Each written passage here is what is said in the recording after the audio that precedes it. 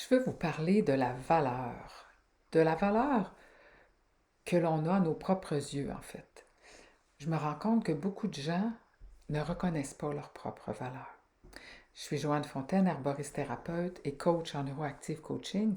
Et quand je fais du coaching et même dans mes consultations d'herboristerie, il m'arrive régulièrement d'avoir à parler de la valeur. En fait, la valeur, elle est intrinsèque à l'être humain. On a une valeur, peu importe. Et je donne souvent l'exemple d'un bébé. Un bébé, quand il naît, pour nous, a une immense valeur.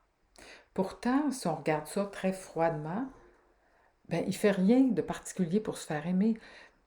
En fait, on doit changer des couches, hein, parfois malodorantes. Il nous réveille la nuit, il n'y a pas de cheveux, il n'y a pas de dents.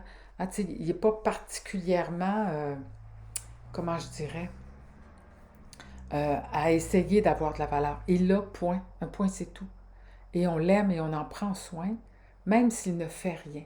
Mais souvent, en tant qu'adulte, on pense qu'on doit faire ou doit être de telle façon pour avoir de la valeur et être aimé.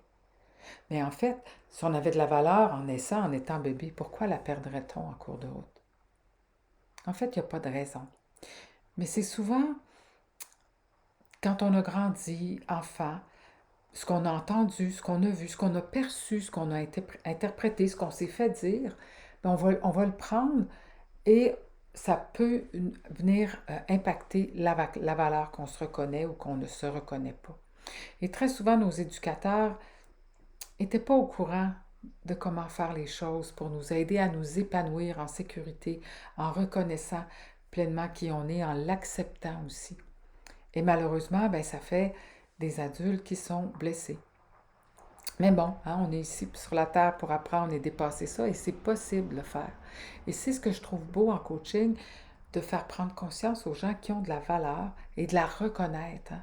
Au fil du temps, ils la reconnaissent et ils s'assument dans qui ils sont et dans leurs besoins. Et ça, c'est vraiment beau à voir. Alors, c'est vraiment un sujet important.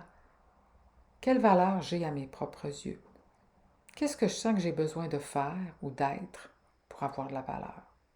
Est-ce que je peux m'aimer tel que je suis? Il y a quand même de belles pistes de réflexion à ce niveau-là. Si jamais vous voulez aller plus loin et être accompagné, n'hésitez pas à me contacter et on pourra regarder ça ensemble.